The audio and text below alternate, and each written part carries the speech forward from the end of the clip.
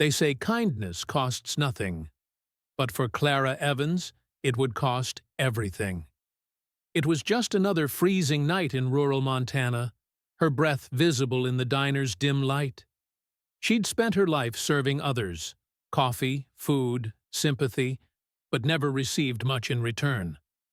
Then, just before closing, the door creaked open and a wheelchair rolled in. The old woman's hands were blue from cold, her hair soaked, her voice barely a whisper. "Please," she said, "I just need to be warm." The manager frowned. The other customers turned away. And Clara, heart pounding, made a choice that would mark her forever. She gave the woman soup, warmth, and dignity, while knowing she might lose her job for it. Because when you've got nothing left to lose, you can afford to do what's right. But that night wasn't what it seemed. The woman carried secrets that could rewrite everything Clara thought she knew about wealth, justice, and fate. Before we dive deeper, hit subscribe and comment where you're watching from, because what happens next will leave you wondering. Does kindness still win in a world that rewards cruelty?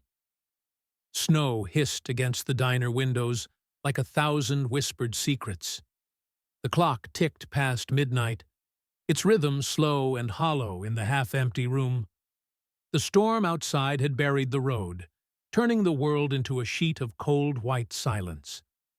But inside that little Montana diner, something warm was unfolding, something small and unseen, like a candle flickering in a cathedral of darkness.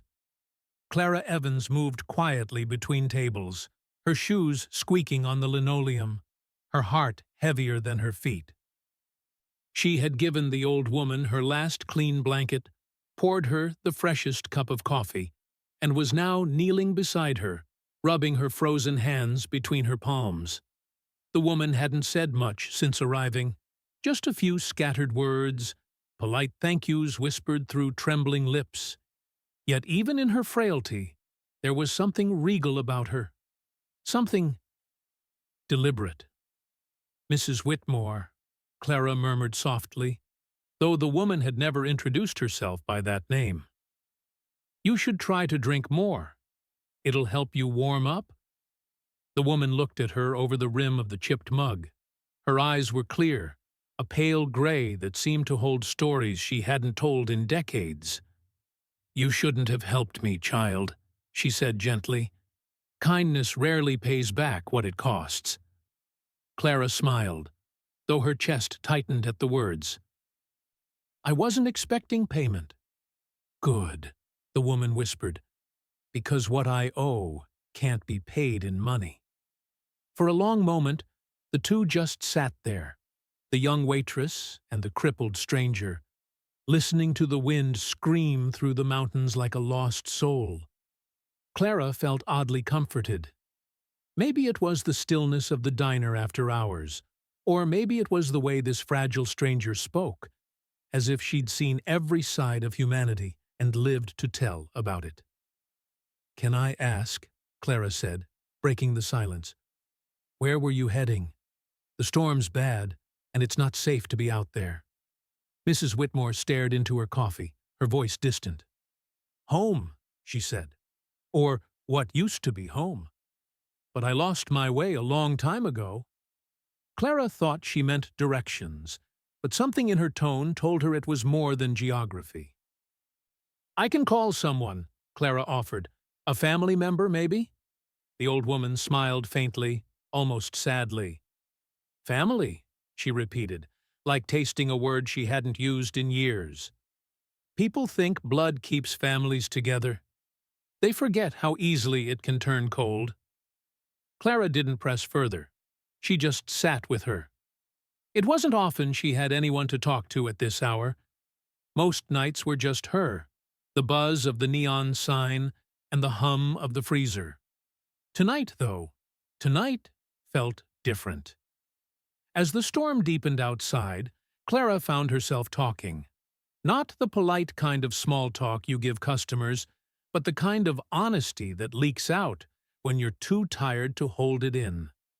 She told Mrs. Whitmore about growing up in foster care, about bouncing between houses that smelled like bleach and disappointment, about her little brother, Jamie, who'd started using before he even finished high school, and how every paycheck she earned went straight to his rehab bills.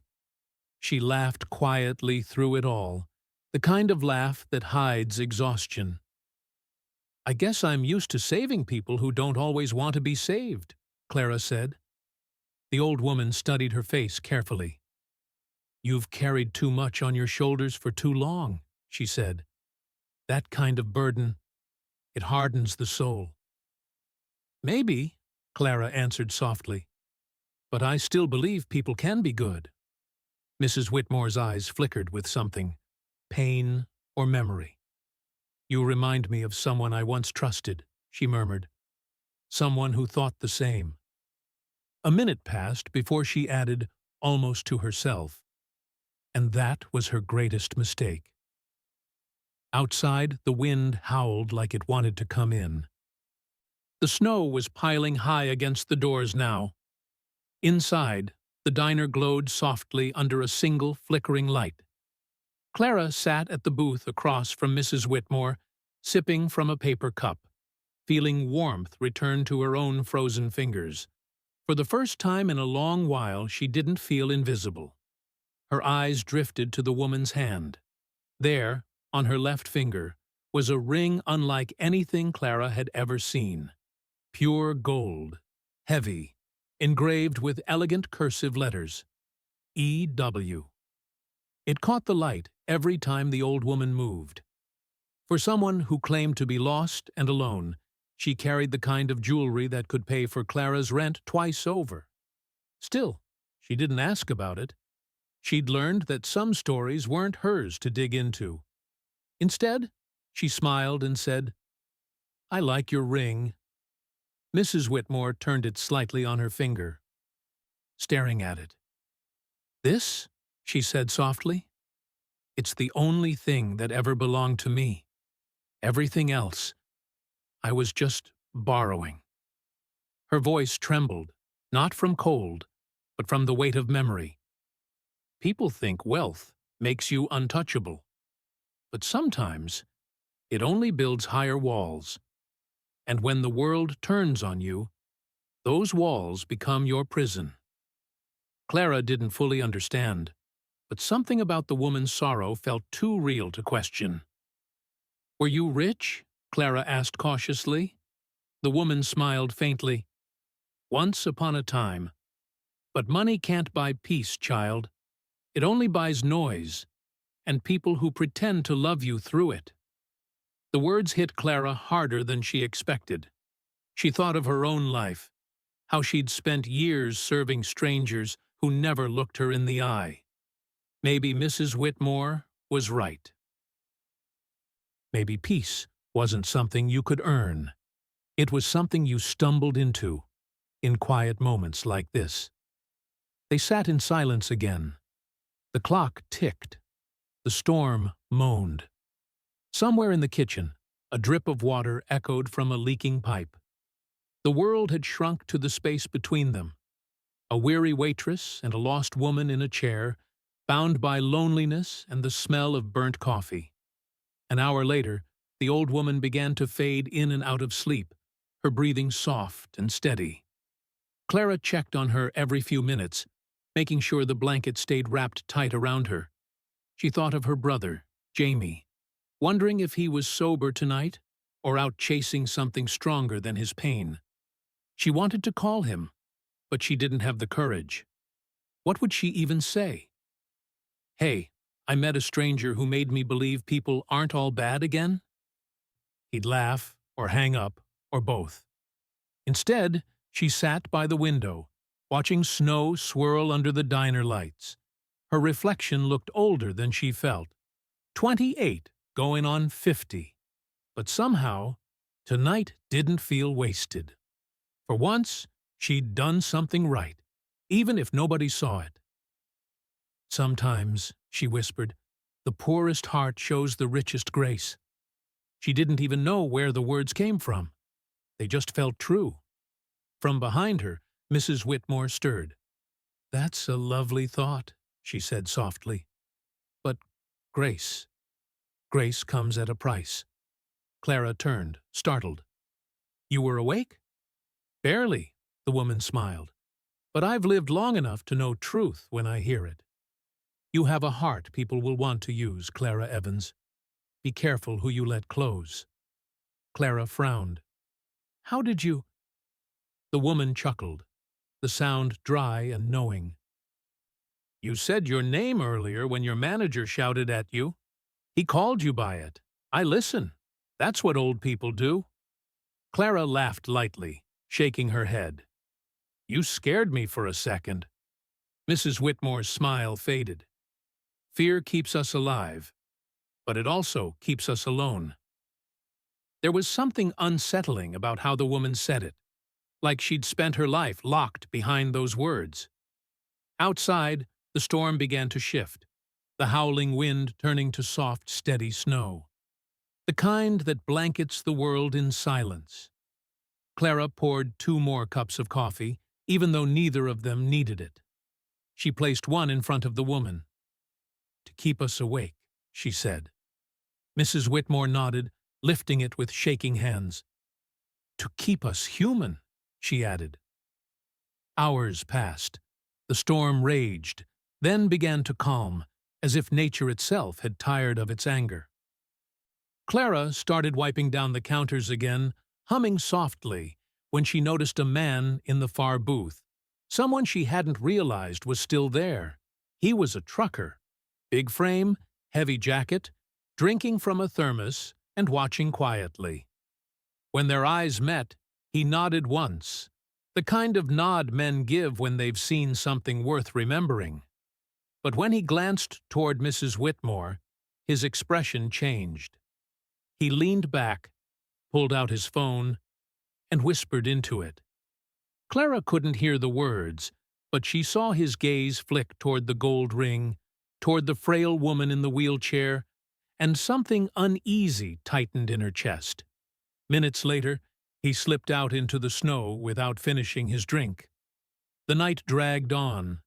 Mrs. Whitmore drifted in and out of sleep, murmuring names, Richard, Thomas, Evelyn, and phrases that made no sense. "Don't sign it, they'll take everything." Trust means nothing when money's involved. Clara sat beside her, brushing a lock of gray hair away from her face. "It's okay," she whispered. "You're safe now." But even as she said it, she couldn't shake the feeling that she didn't know who this woman really was, or what she'd stumbled into. By 4 a.m., the snowplows had yet to reach the highway. Clara poured herself another cup of stale coffee and leaned against the counter. The heater rattled. The world outside was eerily quiet, the kind of silence that comes before something breaks. Then, distant at first, faint but rising, the low rumble of engines. Headlights flared through the glass, cutting through the white. Not one vehicle, but several. Blue and red lights flickered against the snowbanks. Police. Clara's heart dropped. She looked toward the window, then back to the old woman, still asleep in her chair. The ring caught the light, glinting like a signal. She didn't know what was happening. But something told her the night of quiet kindness was about to end. If this story already has your heart racing, hit subscribe right now and tell me, would you have done what Clara did? Or would you have followed the rules and turned her away? Because what happens next will test everything you think you know about kindness, justice, and what it truly costs to do what's right. The sound of tires crunching through snow broke the stillness like bones snapping under pressure. Clara looked up from the counter just in time to see blue and red lights flashing through the diner's frosted windows. Her first thought wasn't fear. It was confusion. Who would come out here? In this weather? At this hour? Then she noticed the silhouette of the trucker standing near the edge of the lot, pointing toward the diner door. Her stomach turned cold. Something was wrong. The door burst open before she could even breathe. The blast of frigid wind swept in first, followed by two uniformed officers, their boots heavy with ice. Their voices cut through the room like blades. "Police! Everyone stay where you are!" Every head in the diner turned. The few late-night customers froze mid-bite. Clara's heart slammed in her chest. Behind her, Mrs. Whitmore stirred awake, blinking under the harsh fluorescent lights. She looked even smaller now, fragile and lost, wrapped in the blanket Clara had given her. The taller officer scanned the room, his eyes sharp. "We're looking for an elderly woman in a wheelchair. White hair, around 75, goes by the name Eleanor Whitmore." For a moment, the room was dead silent. Then Clara spoke quietly. "She's right here. She's been here all night. She came in from the storm. I was just helping her." The officers exchanged a glance. One of them pulled out a photo from his coat, showing it to Clara. Same face, same eyes. But the picture was older, colder. A woman surrounded by wealth, not snow. "That's her," Clara whispered. The shorter officer nodded. "She's been missing for 3 days. The family reported her disappearance on Sunday morning. Her nurse said she left the Whitmore estate sometime during the night without her medication." "Ma'am," he said, turning toward Mrs. Whitmore, "you're coming with us." The old woman stiffened. Her hands trembled on the edge of the table. "No," she whispered. "No. I'm not going back." The officer took a step forward. "Ma'am, you need medical attention. You've been out in freezing conditions. Let's get you home safely." But Mrs. Whitmore's eyes darted toward Clara, full of panic now.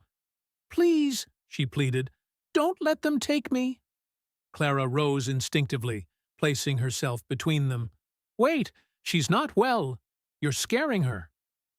"Step aside, miss," the tall officer ordered, his voice hardening.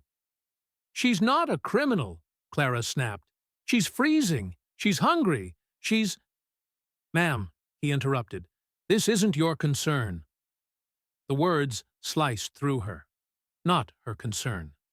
The same phrase she'd heard her entire life, from bosses, social workers, strangers who never cared enough to look twice. But tonight, this was her concern. This woman wasn't just another lost cause. She was someone who needed kindness. Someone who had trusted her. Mrs. Whitmore clutched Clara's wrist with surprising strength. "Don't let them take me back," she whispered, tears trembling in her eyes. "They'll twist everything." "Twist what?" Clara asked, kneeling beside her. "Who's trying to hurt you?" The old woman didn't answer. She just stared at the officers, her face pale as the snow outside. The manager, sensing trouble, emerged from behind the kitchen door, his apron stained and his expression tight with nerves. "Officers, look, I didn't know she was missing or anything," he stammered. "The girl just brought her in. I told her not to. Liability, you know. We run a clean business here." Clara turned toward him, disbelief flooding her voice. "You're seriously saying that now? After everything?" The manager avoided her eyes. "I'm just telling the truth." "I didn't invite her in. I didn't—" "That's enough," one officer barked. "We'll handle it from here." The younger one knelt beside Mrs. Whitmore, his tone softening slightly. "Ma'am, please, your family's worried sick. Let's get you home." "Home?" she said bitterly. "That house hasn't been home for a long time." She gripped Clara's hand tighter, desperation shaking through her frail frame. "You don't understand," she said. "They want something I have. They think money makes them right. But it doesn't." The officer sighed. "Lady, you've been missing 3 days. You're not in any condition to argue. We're taking you back." "She's not missing," Clara interrupted, voice trembling but firm. "She's freezing." The words echoed in the diner. For a moment, Even the officers seemed caught off guard by her defiance. Mrs. Whitmore looked up at Clara, her lips trembling. "You're kind," she whispered. "Too kind for this world." Then, as the officer reached for her wheelchair, she cried out and held onto Clara's sleeve with a strength born of fear. "Please, don't let them." But before Clara could respond, the taller officer stepped forward, gently but firmly prying Mrs. Whitmore's hand away. "We'll take care of her, miss. You've done your part." "My part?" Clara shouted. "I found her freezing to death. I did what you should have done." The officer's jaw tightened. "You did the right thing bringing her in. But now, this is a police matter." The old woman's cry broke through the diner, raw and terrified. "They'll lie," she gasped. "They always lie. Don't let them." Her voice dissolved into coughing, the sound brittle as glass. Clara tried to move toward her, but one of the officers gently blocked her path. "Miss, please," he said. "Step back." Mrs. Whitmore reached into her blanket, fumbling with something, her breath short and shaky. As they began to wheel her away, she managed to pull out a small object wrapped in a torn napkin and pressed it into Clara's hand without the officers noticing. "For tomorrow," she whispered. "Keep it safe." Clara froze, staring at the bundle as the officers rolled her toward the door. Snowlight spilled across the floor, harsh and cold. The wind roared through the open doorway, as if the night itself were angry. "Ma'am, she'll be fine," the younger officer said over his shoulder. "You did good helping her." But Clara couldn't move, couldn't speak. The door slammed shut, the wind cutting off, leaving only the hum of the fluorescent lights and the echo of everything she couldn't stop. The diner felt emptier than ever. The customers who had been pretending not to stare now whispered among themselves. The trucker had disappeared, and the manager, her own boss, was suddenly talkative again. "Look, Clara, you can't get involved in stuff like this," he said, already wiping the counter as if nothing had happened. "That woman's got problems, probably rich people problems. Let the cops deal with it." Clara's voice cracked. "You saw her. She was terrified." "Yeah, well, people get weird when money's involved," he muttered. "You did the right thing, calling it in." "I didn't call anyone," she snapped. He froze. "Then who?" Her eyes flicked toward the empty booth. The trucker. The realization hit her like a blow. He'd called them. He'd done it thinking he was doing something right, but he didn't know. None of them knew. She looked down at the napkin still clutched in her hand. It was damp and slightly torn. Slowly, she unfolded it. Inside was a small, ornate key, heavy and old-fashioned, like something that belonged to another century. Her fingers trembled as she turned it over. There were initials engraved into the metal. E.W., the same as the ring. For a long moment, she just stared at it. Then she whispered, "For tomorrow." What did that mean? Her chest ached with confusion and something deeper. Fear, maybe, or guilt. She'd done everything she could. She'd given that woman warmth, safety, kindness. And still, somehow, it wasn't enough. Outside, the snow kept falling. Through the window, Clara could see the tail lights of the police SUV fading into the distance, swallowed by white. She stood alone in that diner, surrounded by the ghosts of what had just happened. The smell of cold coffee and melted snow clung to the air. In her mind, she replayed the look in Mrs. Whitmore's eyes, pleading, knowing. It wasn't the look of someone confused or lost. It was the look of someone who had seen betrayal before and recognized it coming again. Her manager broke the silence. "You're still on the clock, you know. Table 6 needs cleaning." Clara turned slowly, disbelief burning through her exhaustion. "You're unbelievable," she said. "A woman nearly froze to death in here, and all you care about is table 6? He shrugged. "It's not my fault she wandered off her estate. Probably dementia or something. Rich people drama. You'll learn to mind your own business if you want to keep this job." Clara stared at him for a moment, then grabbed her coat. "Maybe this job's not worth keeping." She walked toward the door, the key still tight in her fist. As she stepped outside, the cold slapped her face, but it couldn't numb the anger boiling in her chest. She watched the faint blue lights fade into nothing. For a long moment, she stood there, snow piling in her hair, the wind tearing at her jacket. Then she whispered, "I should have gone with her." She didn't sleep that night. Couldn't. The image of Mrs. Whitmore's terrified face haunted her. Every creak in the trailer park outside sounded like a knock on the door. Every gust of wind sounded like a whisper. For tomorrow. By dawn, she was still awake, staring at the key on her table. The gold shone faintly in the dim morning light. Her phone buzzed with a news alert. Missing heiress Eleanor Whitmore, found alive after 3 days in blizzard. Clara's breath caught. The article said she had been found safe and stable under the care of family and medical professionals. But the photo attached told a different story. Mrs. Whitmore looked pale and distant, sitting in a wheelchair outside a sprawling mansion, her face blank, her hands trembling in her lap. Behind her stood 2 men in suits, family, apparently, smiling for the cameras. One of them had his hand gripping her shoulder just a little too tightly. Clara felt sick. The woman in that picture didn't look rescued. She looked defeated. Later that afternoon, Clara went back to work, though her mind wasn't there.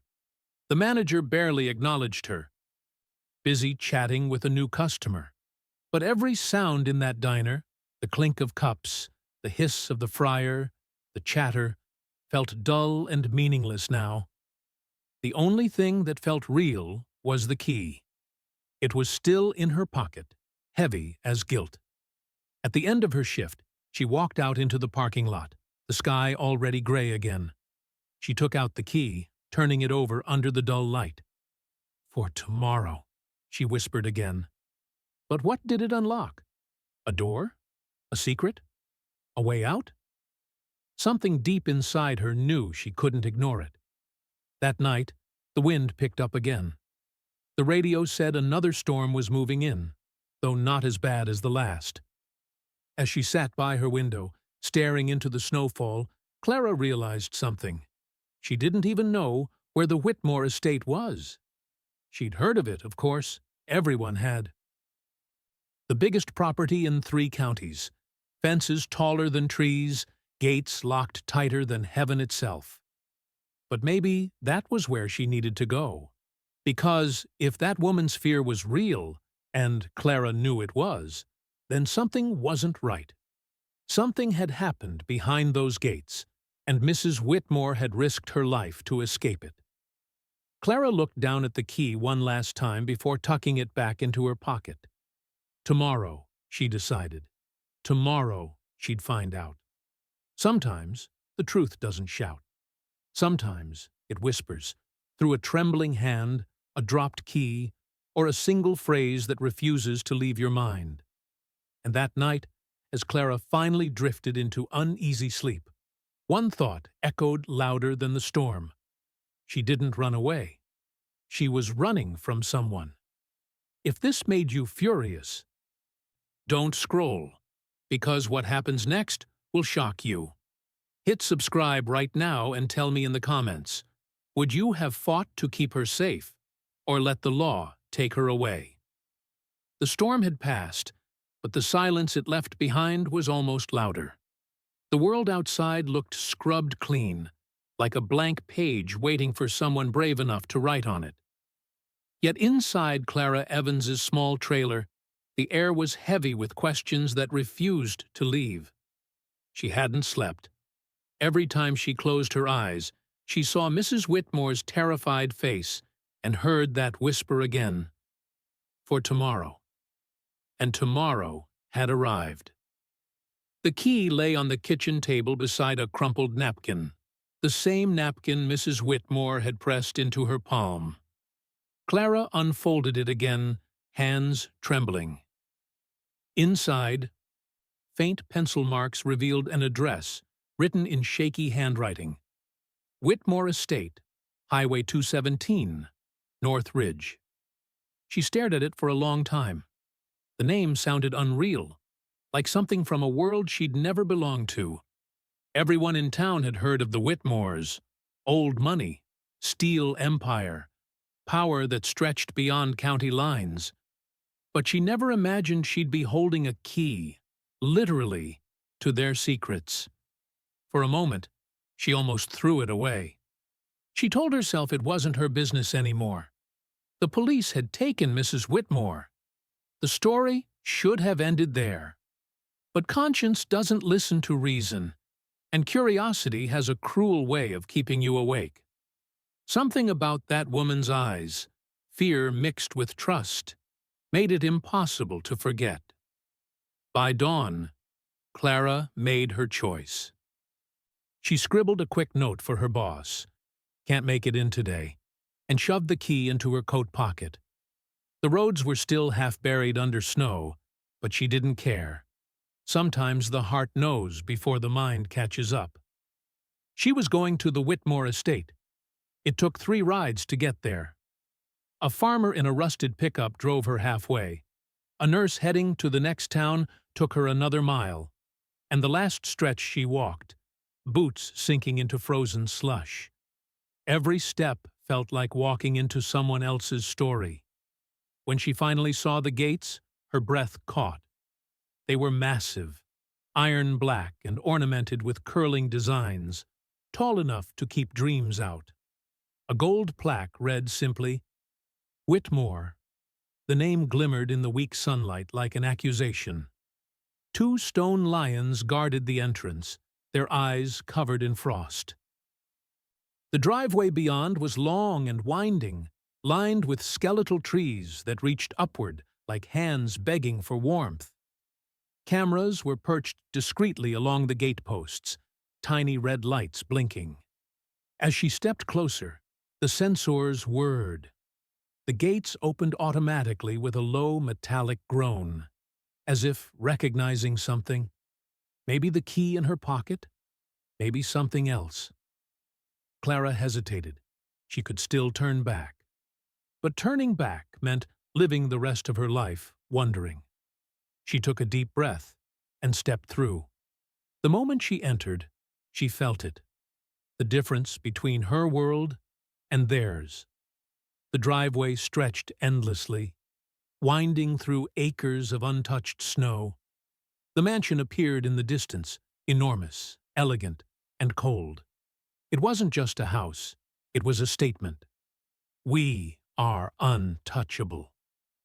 By the time she reached the door, her legs ached and her fingers were numb. She rang the bell once. The chime echoed deep inside the house, like it traveled through time itself. The door opened to reveal a man in a dark suit, mid-40s, sharp jawline, eyes that scanned her with calculated disapproval. "Can I help you?" he asked curtly. Clara swallowed hard. I need to speak with someone about Mrs. Eleanor Whitmore." At the sound of the name, the man's expression changed. His brows furrowed, then tightened into suspicion. "And who exactly are you?" "Clara Evans," she said quietly. She gave me something before the police took her." His posture stiffened. "You mean last night's incident," he said, the words clipped and official. "We've been informed. Mrs. Whitmore is resting under medical care. If you're here about that, you'll need to leave your contact information with security." "I just need to give this to her family," Clara said, pulling the key from her pocket. It gleamed under the porch light, that same old-world shine. She told me it was important. The man's eyes darted to the key. His breath caught for just a second before he hid it behind professional calm. "Wait here," he said, disappearing into the house. Minutes dragged by. Clara shifted nervously, her shoes dripping melted snow onto the marble steps. When he finally returned, he wasn't alone. Two people followed, men in their 30s, identical in both face and arrogance. One wore a tailored coat and a smirk that didn't reach his eyes. The other adjusted his gloves with the air of someone who never had to do his own dirty work. "You must be the waitress," the first one said. "Clara, right?" She blinked. "How did you—" He cut her off. "The police mentioned you. The Good Samaritan who found our dear aunt wandering around like a lost child." His tone dripped with false gratitude. "You must feel proud." Clara frowned. "I just helped her because she needed it." "Sure you did," the other nephew sneered. "And now you're here because you think that key gets you something, huh? A reward, maybe?" She felt heat rush to her face. "No, I don't want anything. She just gave it to me." "Funny," the first nephew said. "That key's been missing for months. We searched everywhere for it." He stepped closer, voice low. "So tell me, how exactly did it end up in your hands?" Clara took a step back. "She gave it to me before they took her. I didn't even know who she was until after." The men exchanged glances, and one chuckled darkly. "That's convenient." "I'm telling the truth," Clara said, her voice trembling but steady. "I just wanted to return it." "Or hide behind it," the other snapped. "You think you can manipulate an old woman for money and get away with it? Our aunt might have been confused, but we're not." Clara's throat tightened. "I didn't manipulate anyone." She was cold. "I helped her." They ignored her. The first nephew motioned to the butler. "Call the police. I think our visitor forgot to mention her criminal ambitions." Clara's pulse raced. "I didn't do anything wrong." "Then you won't mind waiting until the authorities confirm that," the man said smoothly, folding his arms. But before the butler could move, an older woman entered the foyer. Her posture was stiff, her expression severe. "What is this commotion?" she demanded. "Mrs. Langford," one nephew said, quickly shifting tone. "This girl's the one from the diner. She claims Eleanor gave her the key." At the mention of the key, Mrs. Langford's eyes narrowed. She looked at Clara, then at the small golden piece gleaming in her hand. "Give it here," she said firmly. Clara hesitated. "It's not mine." But she said it was for tomorrow. Mrs. Langford paused, something flickering behind her eyes. Recognition, maybe even fear. "Tomorrow," she repeated under her breath. Then louder, "Follow me." The nephews protested, but she silenced them with a glare. Her authority filled the room like thunder. "You two," she said sharply. "Not another word. I've known Eleanor longer than you've been alive." She turned to Clara. "Come." The hallway seemed to stretch forever. High ceilings, oil paintings, chandeliers that could feed a family for a year. Clara felt smaller with every step. Each portrait watched her, eyes painted in shades of judgment. Mrs. Langford stopped at a heavy oak door at the end of the hall. "That key," she said, "belongs here." She motioned to a small brass lock built into the doorknob. Clara stepped forward, heart hammering, and slipped the key in. It turned easily, as if it had been waiting for her all along. The door creaked open to reveal a private study. Dust floated in the air, catching the morning light. Books lined the shelves from floor to ceiling. A fireplace sat cold and unused. On the desk lay a single envelope, aged but untouched. The handwriting on the front read, "To the one who stayed." Clara stared at it. "What does that mean?" Mrs. Langford exhaled slowly. Eleanor always said she wanted to know if there was still goodness left in the world. Maybe this was her test. Clara frowned. Test? The woman nodded. Eleanor didn't trust her family. Those boys out there. They've been waiting for her to die, just to divide her estate. She used to say, "When I'm gone, kindness will be my executor." Her voice softened. "Maybe that's you." Clara blinked, stunned. "I don't understand." "Neither do I," Mrs. Langford admitted. "But if she gave you that key, there's a reason." She gestured toward the letter. "Go on."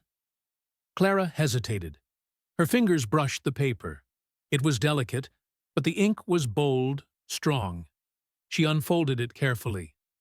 The first line read, "To whoever found me and didn't look away, thank you." Her eyes blurred with tears as she continued reading. "If you're holding this, it means you saw me not as a burden, but as a person.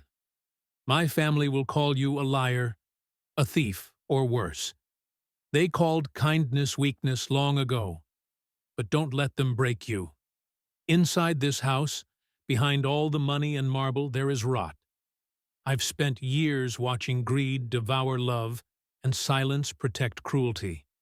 I can't take it with me, but I can leave the truth behind. What you do with it is up to you."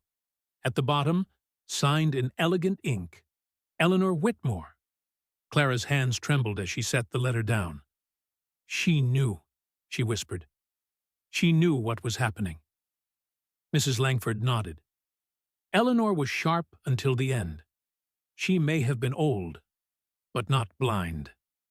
They both turned as footsteps thundered down the hall. The nephews burst in, faces red with anger. "What the hell is going on in here?" one barked.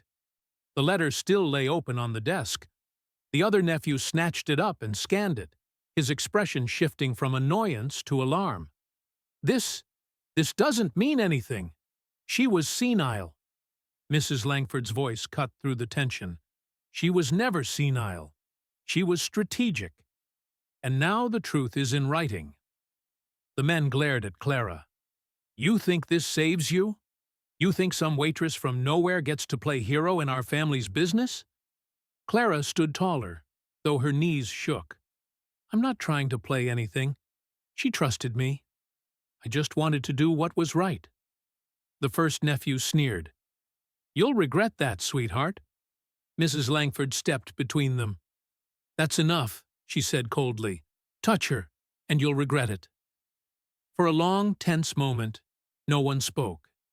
The air felt electric, charged with things unsaid. Then Clara turned back to the desk, looking again at the words written by a dying woman who had seen too much. "Kindness will be my executor." It wasn't about the key anymore. It wasn't about wealth or revenge. It was about dignity, the kind that doesn't come from what you have, but who you are. Mrs. Langford's voice softened. "You should go now, before they find a way to twist this." Clara nodded, slipping the letter carefully into the envelope and tucking it close to her chest. As she walked back down the hallway, she felt the weight of two worlds pressing against each other. The cold marble of privilege behind her, and the quiet warmth of humanity ahead. When she stepped outside, snow began to fall again, soft and slow, as if the sky itself was forgiving. The gates opened automatically once more, the same metallic groan greeting her departure. But this time, she didn't feel small. She felt seen. She looked back at the mansion, its windows gleaming like unblinking eyes. Somewhere inside those walls, greed still lived.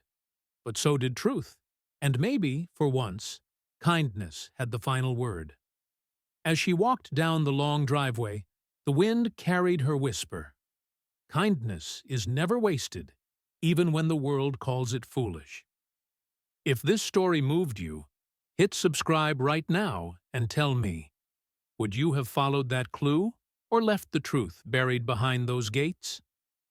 The morning after Clara left the Whitmore estate, the world looked different, brighter, but colder.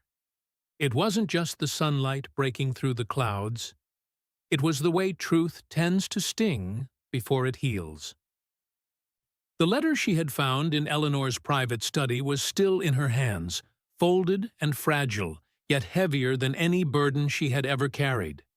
She couldn't stop reading it. Over and over. The words were seared into her mind, each one whispering something deeper than the one before. If you are reading this, it means I have finally left this world behind. But before I go, I must confess everything I hid in silence. My wealth bought me comfort, but it never bought me love. And in the end, I learned that comfort without love is just a prettier kind of loneliness. Clara sat in her trailer, wrapped in a blanket, her hands shaking as she continued. The page smelled faintly of cedar and dust. Old money. Old pain. My family, Eleanor wrote, forgot what it means to be human. My late husband built this fortune with steel and blood. And when he died, they built their lives on what was left of his shadow. They learned greed before they learned gratitude. I spent years believing I could fix it, with charity, with lectures, with threats. But wealth is a poison that tastes like honey, and they drank deeply. Clara's throat tightened. She could almost hear Eleanor's voice, frail yet unwavering. So, I made a decision. If money made them blind, I would use it to open the eyes of others. I walked away from my house in the middle of the night, stripped of my name, my power, and every comfort they mistook for love. I wanted to see if compassion still lived beyond these gates. I wanted to know if humanity still existed, or if it had gone extinct under the weight of selfishness. The next lines trembled in Eleanor's handwriting. The ink smudged where it looked like tears had fallen. Then I met you. Clara's breath caught. She kept reading, heart pounding. You didn't ask who I was, or what I had. You saw an old crippled woman and gave her warmth. You gave without expectation. You reminded me what faith in humanity feels like. So if you are reading this, it means kindness has found me again. And because of that, everything I own is now tied to the act that restored my hope. The words blurred as tears filled Clara's eyes. She set the letter down and covered her mouth to stop the sob that rose in her chest. It wasn't about money. It wasn't about fame. It was about what Eleanor had seen in her, the same thing the world had beaten out of Clara long ago. Compassion. Something so simple, yet so costly. She pressed her palms to her eyes and whispered, I just wanted her to be safe. But fate, as always, doesn't let peace last long. By noon, her quiet trailer had become a battlefield of noise, calls, knocks, flashes of light through the blinds. The world had found her. It started with a news van parked outside, then another, and another. Reporters shouted her name from the gravel road, cameras glinting under the sun. Her phone buzzed non-stop with notifications she didn't understand. Headlines screamed across the internet. Waitress inherits Whitmore empire after helping missing heiress. Good Samaritan or gold digger? The nation divided over Montana miracle? Eleanor Whitmore's final will shocks family and public alike. Clara felt sick reading them. How did they even find out? How did something so intimate, so sacred, turn into a circus overnight? She hadn't claimed anything. She hadn't asked for a cent. But the story had taken on a life of its own. Some called her an angel. Others called her a liar. and the cruelest ones called her exactly what she feared most: a fraud. The comment sections were vicious. No one helps strangers for free. Classic gold digger move. She planned this. It's about time someone decent got rewarded. She probably manipulated that old lady. Clara turned off her phone and sat on the floor, staring at the letter again. The words that once felt like grace now felt like a curse. She whispered, "What did you do to me, Eleanor?" By evening, the media had surrounded her small diner, the one she'd worked at for years. They flashed cameras in her face when she arrived, shouting questions that sounded more like accusations. Did you know who she was when you took her in?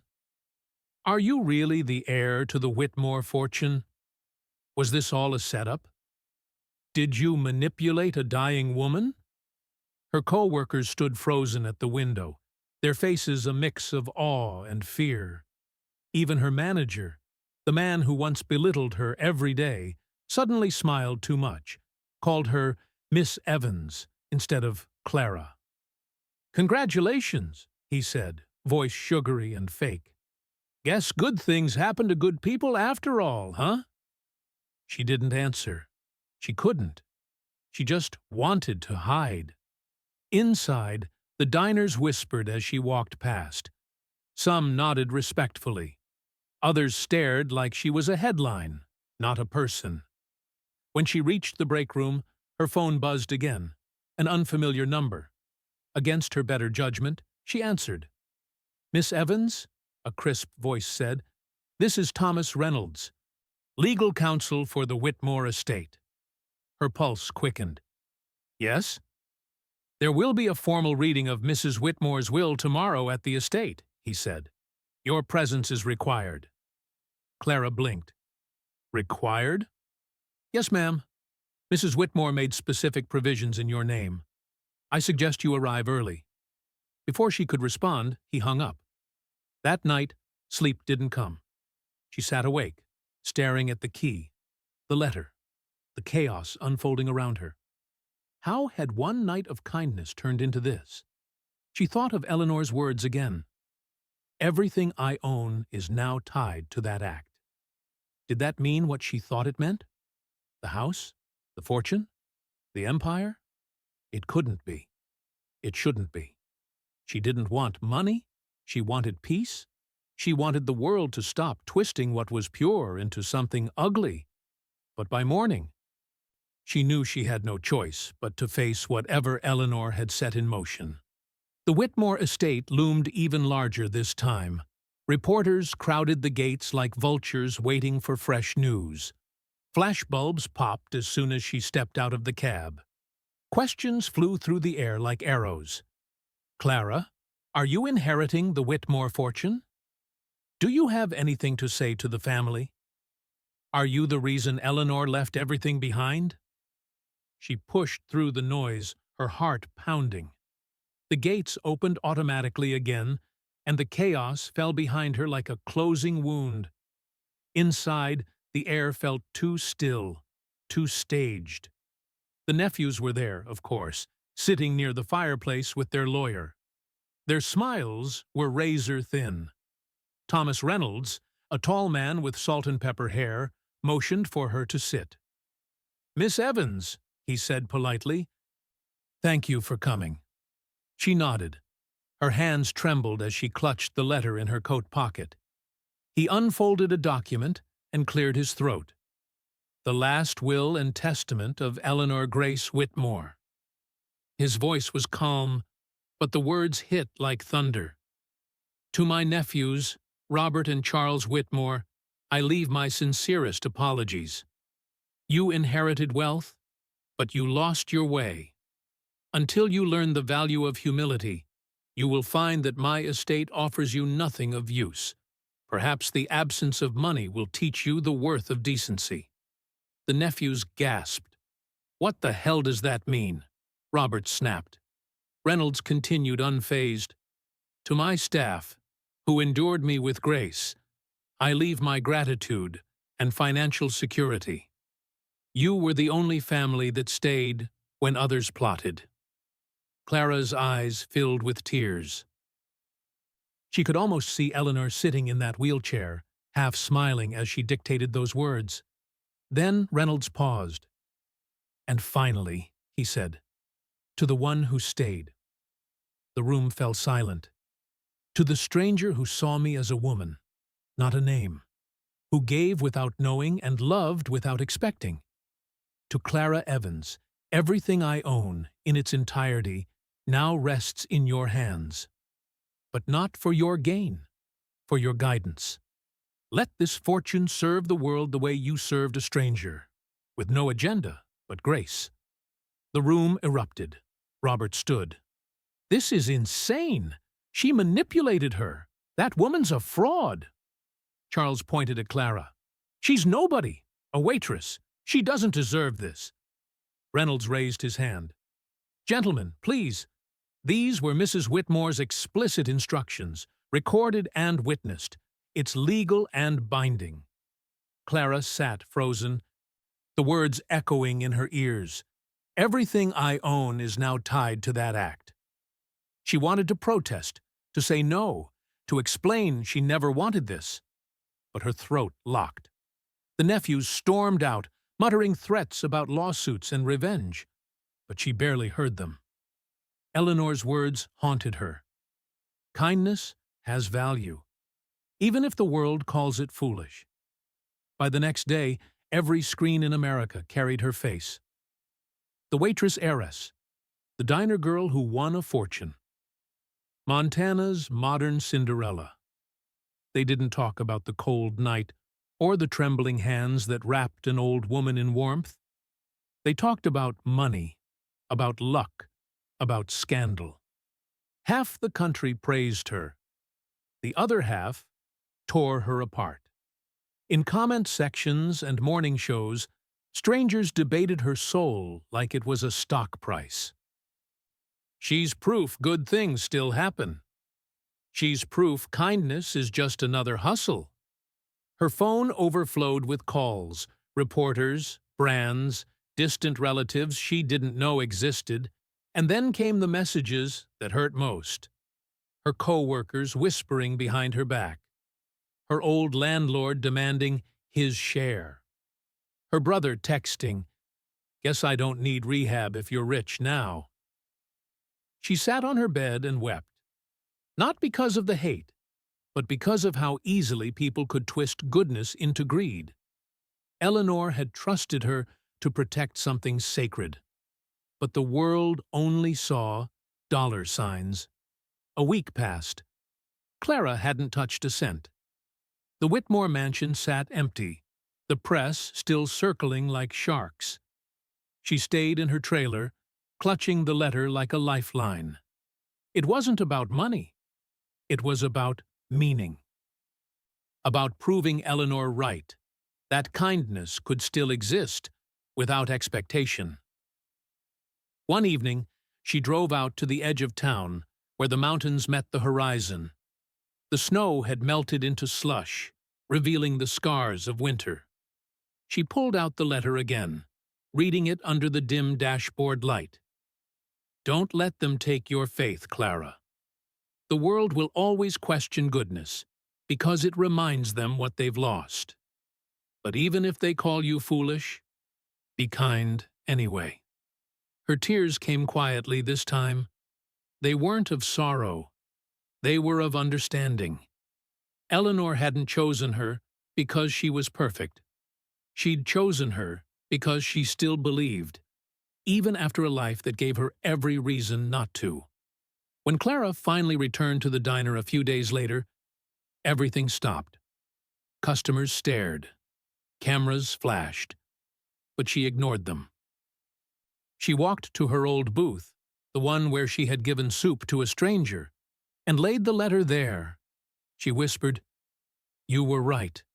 Kindness isn't weakness. It's survival."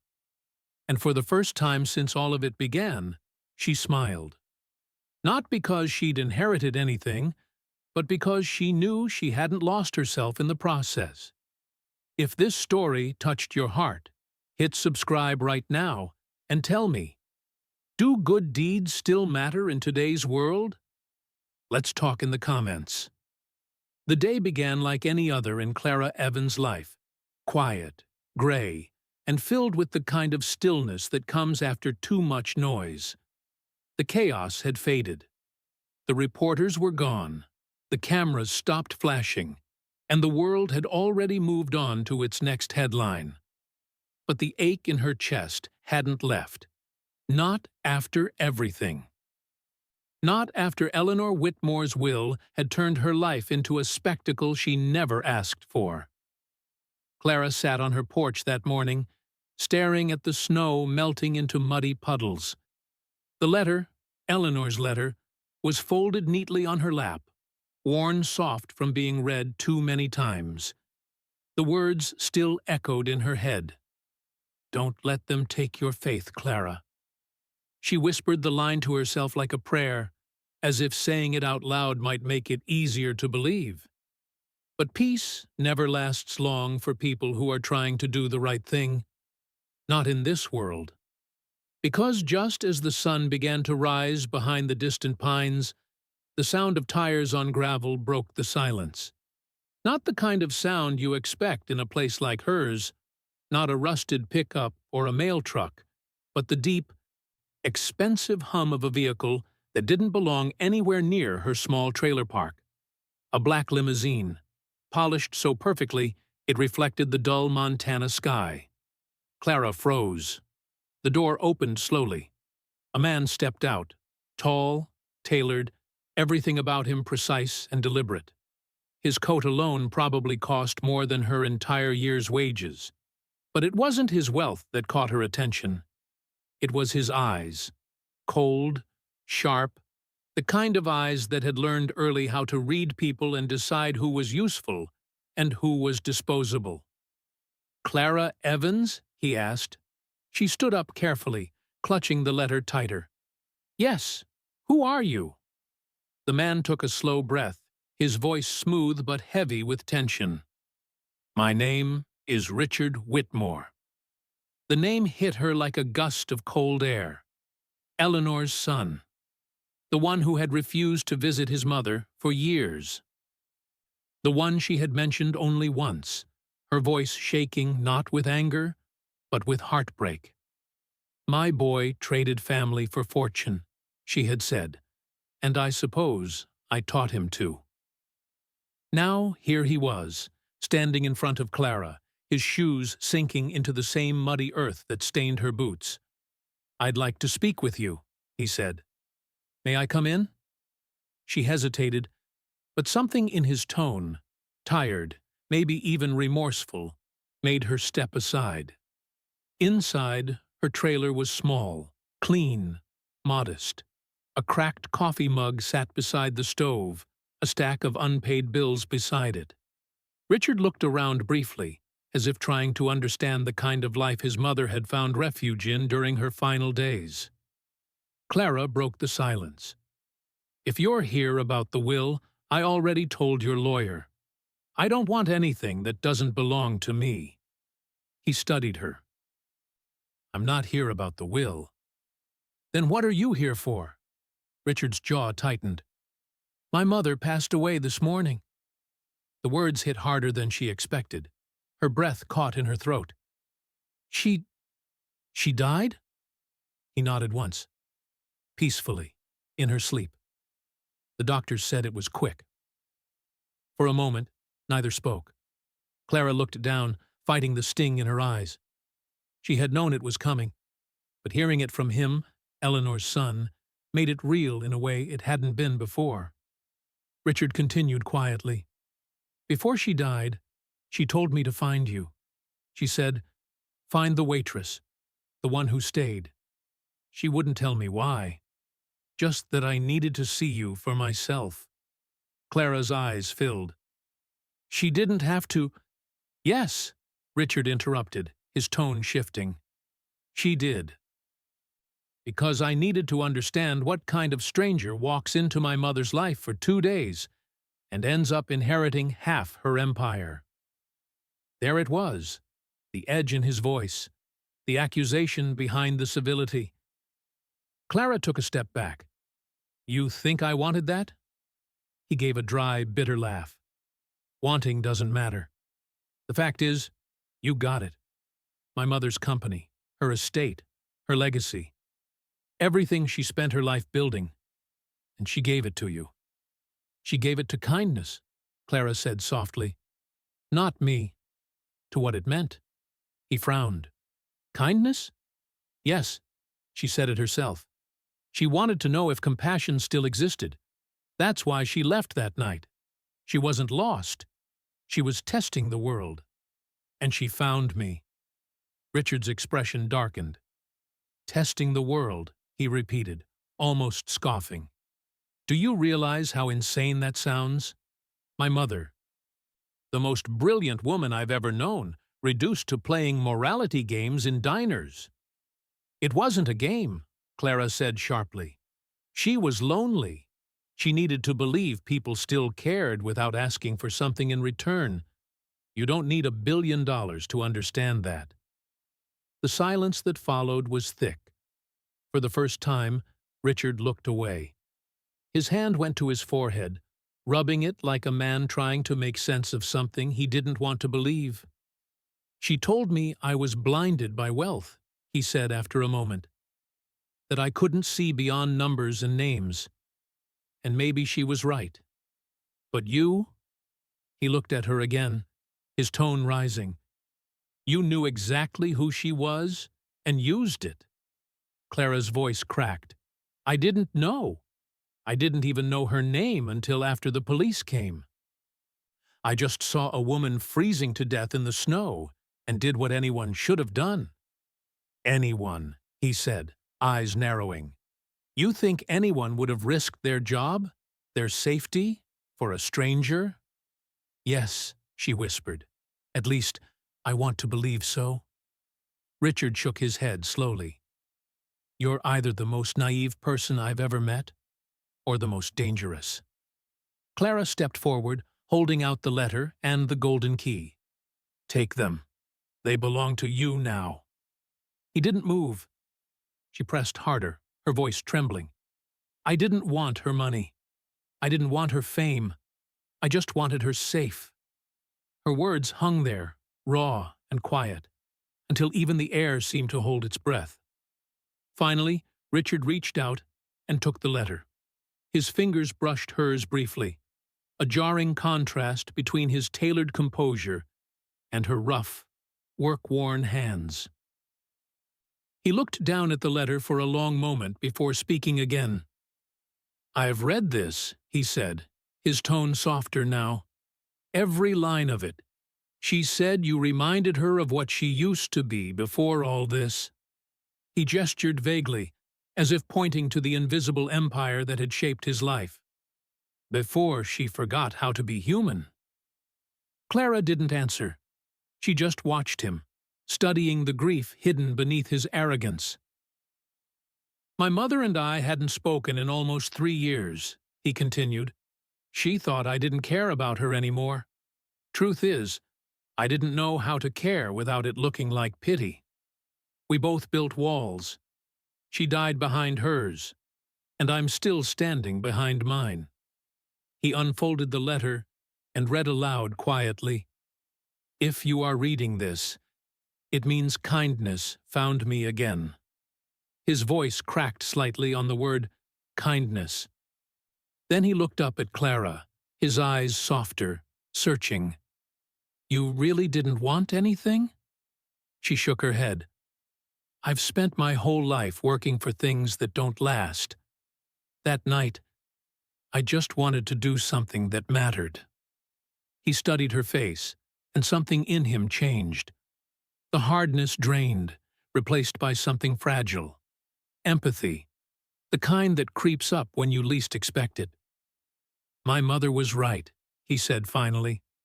Wealth does blind you. You stop seeing people. You just see transactions, opportunities, threats. Clara smiled faintly. Sometimes wealth blinds us more than snow ever could. For a moment, neither spoke. The air between them softened, heavy with understanding. Richard looked down at the letter again, then back at her. The will is being contested. My cousins are furious, of course. The press won't let it go. But I think you should be there for the final hearing. I already went, she said quietly. I don't want to sit through another circus. He shook his head. Not for publicity, for closure. You deserve to hear it all, to hear what she left behind in her own words. Clara hesitated. Why? You don't owe me that. He sighed. No, but maybe I owe it to her? Something in his voice, the guilt, the exhaustion, made her nod. All right. He extended a card. Tomorrow, 10 a.m. I'll send someone to pick you up. When she didn't take it immediately, he added quietly, This isn't about money anymore. It's about peace. For both of us. That night, Clara couldn't sleep. She kept thinking about Richard, about how a man surrounded by luxury could look so utterly lost. He reminded her of Eleanor in a strange way. Two people trapped in the same cage, built from wealth and loneliness. She thought about the irony of it all. Eleanor had walked away from her mansion searching for warmth, and her son had spent years chasing success that made him colder. Maybe they were both victims of the same blindness, the one money creates. The kind that makes you forget that love isn't something you buy. It's something you recognize when you see it. When the morning came, Clara stood by her window watching the snow drift lazily across the sky, and for the first time in a long while, she wasn't afraid. She didn't know what tomorrow held, but she knew who she was. And that, she realized, was something no fortune could ever take away. At exactly 10, the limousine returned. Richard was already inside when she climbed in, his phone off, his expression unreadable. The drive to the estate was long and silent, broken only by the hum of the engine and the faint sound of classical music from the car's speakers. Finally, he spoke. My mother used to sit in the greenhouse every morning. She said it was the only place that didn't feel like a prison. I haven't stepped foot in it since she passed. Clara listened quietly. Maybe you should. He smiled faintly. Maybe I should. But part of me is afraid of what I'll feel when I do. Afraid of regret? She asked. He looked at her, afraid of realizing that she was right about me. She didn't respond. There was nothing to say.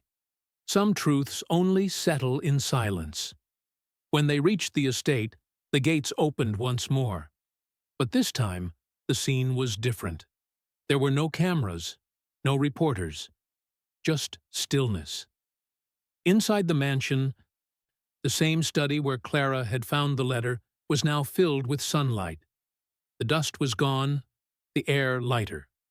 On the desk sat another envelope, this one marked for Richard. He picked it up slowly, hands trembling. Then he read aloud, his voice barely steady. To my son, Richard, you were always my greatest creation and my greatest heartbreak. I built an empire trying to teach you strength, and in doing so, I forgot to teach you softness. I don't leave you money.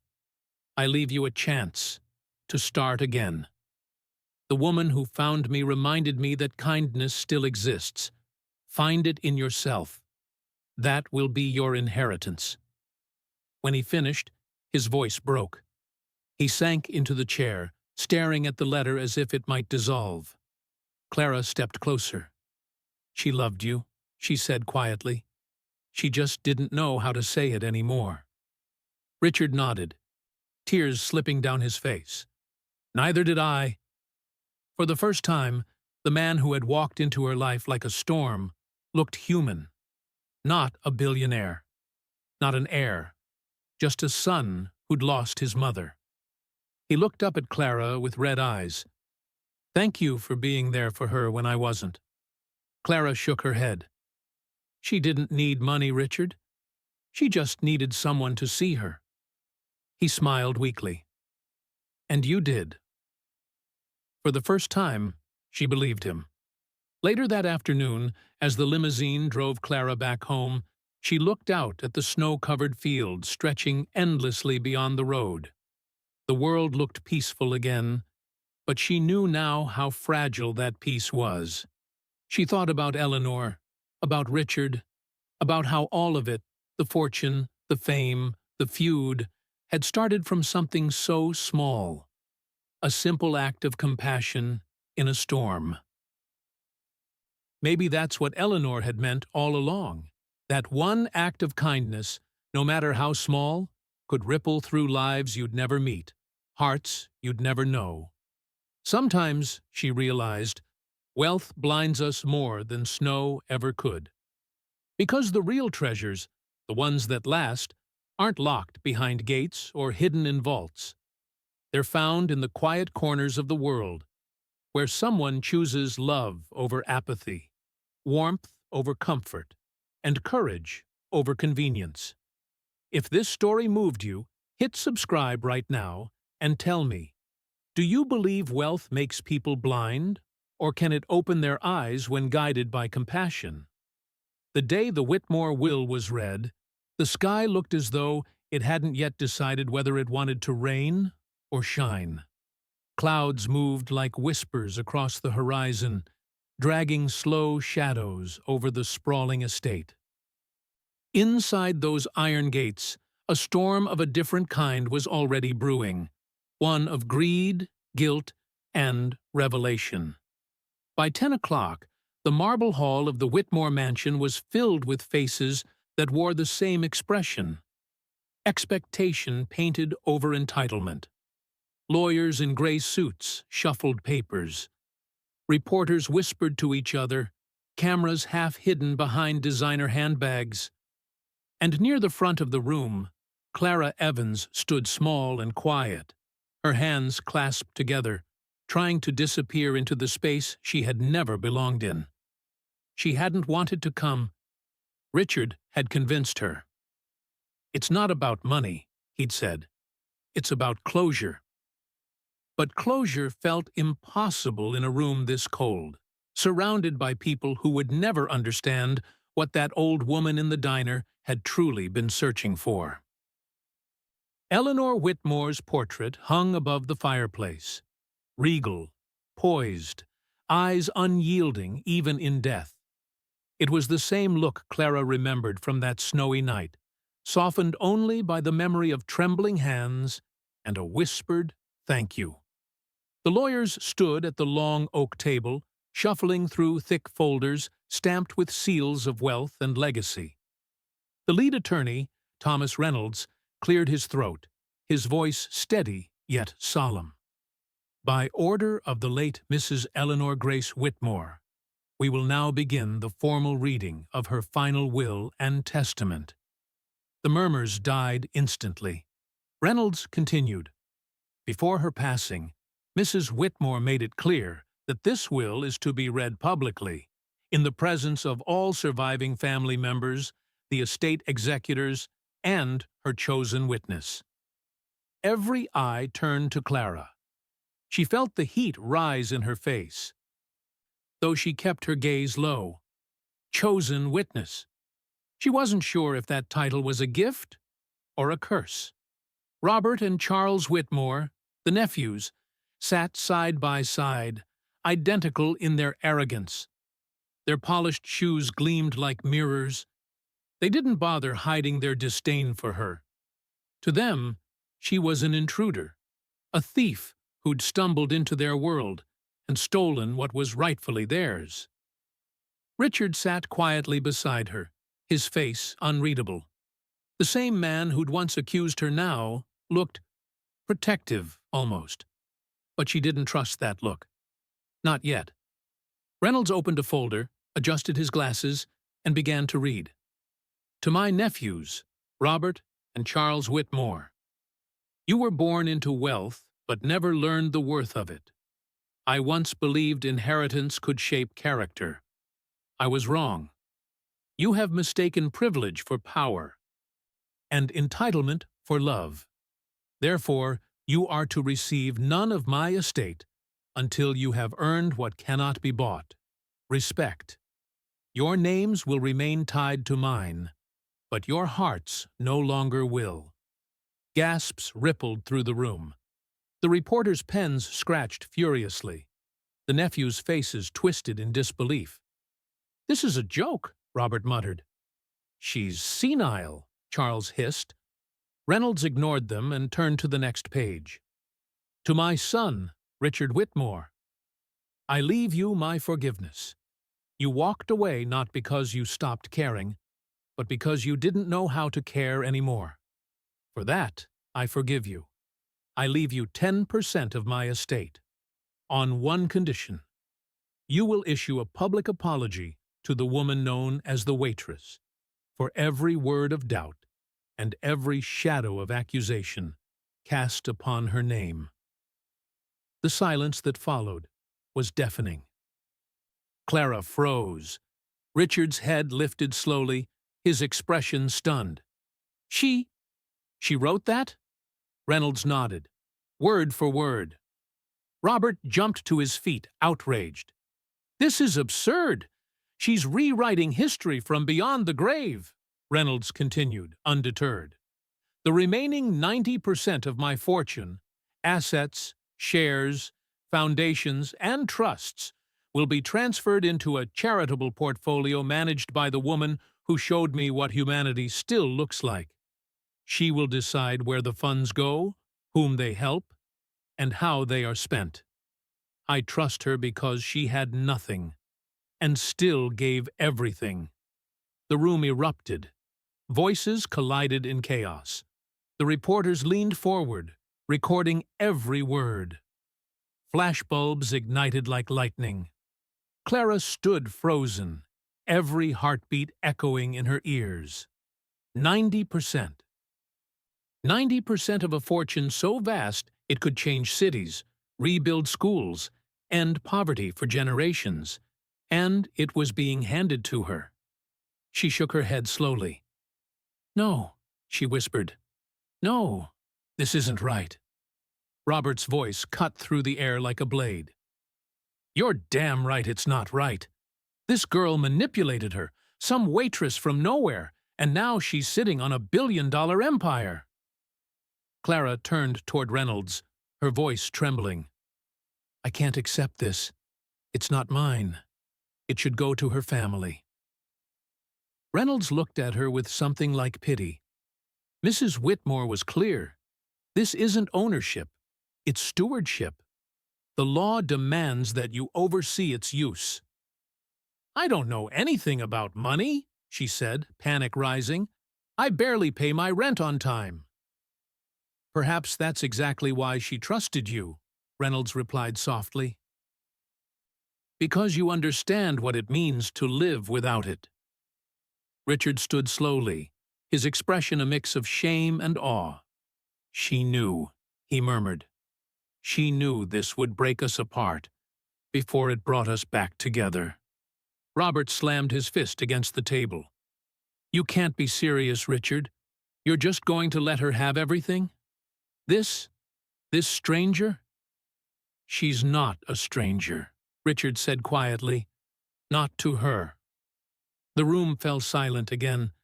Clara felt the weight of every gaze on her, the envy, the resentment, the disbelief. She wished she could vanish into the marble floor beneath her feet. "I don't want her money," she said, her voice cracking.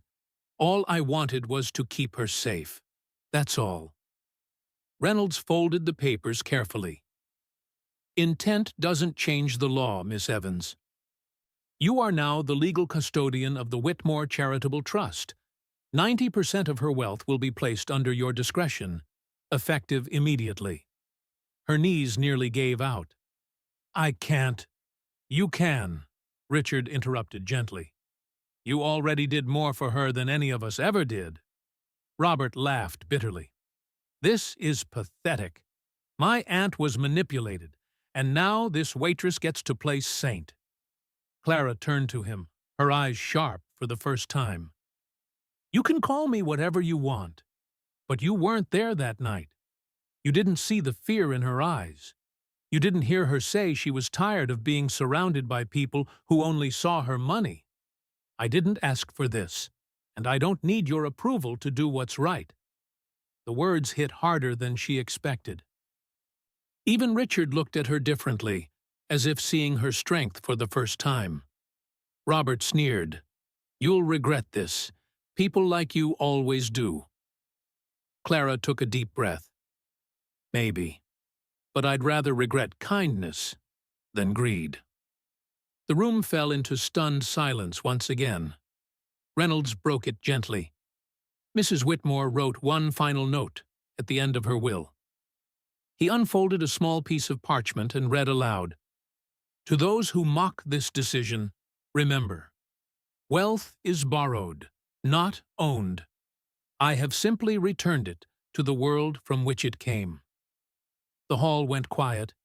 Even Robert had no words. Clara felt tears sting her eyes again. She looked up at Eleanor's portrait above the fireplace and whispered, You really did know what you were doing. Richard stepped closer, his voice barely above a whisper. You've got the weight of an empire on your shoulders, Clara. Are you sure you can handle it? She wiped her eyes. I don't know, but I'll try, and I'll make sure it helps the kind of people she believed in. He nodded slowly. Then she chose right. By the time the reading ended, the hall was buzzing with chaos again.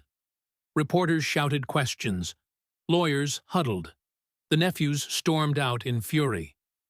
Clara stood quietly near the door, wishing for the simplicity of her diner, for the smell of coffee and the sound of snow hitting the windows. As she walked out into the courtyard, she noticed her cab waiting by the gate. She exhaled, ready to escape this world of marble and money once more. But just as she stepped toward the car, Richard's voice stopped her. Clara, he said, your cab's been cancelled. She turned, confused. What? Why? He stepped closer, his expression unreadable. Because I think you deserve to know the truth about my mother's death. Her heart skipped. The truth? Richard's gaze darkened. The doctors said it was peaceful, but something doesn't add up. My mother was stronger than they knew, and someone wanted her quiet long before she passed. Clara froze, her pulse racing. What are you saying? I'm saying her story isn't over yet, he said quietly. And neither is yours. The wind picked up through the courtyard, rustling the bare trees like whispers from the past. For the first time since she'd met him, Clara saw something new in Richard's eyes. Not anger, not arrogance, but purpose. A spark of the same fire his mother once carried. She didn't answer. She couldn't. The ground beneath her seemed to shift again, pulling her deeper into a story she hadn't asked to live. He turned toward the mansion. Come inside. There's something you need to see. The cab driver rolled down the window, confused.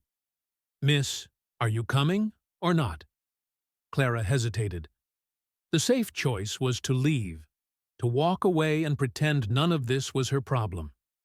But Eleanor's words echoed in her mind once more. Kindness has a cost, but it's worth paying. She took one slow breath, then turned away from the cab. Show me, she said.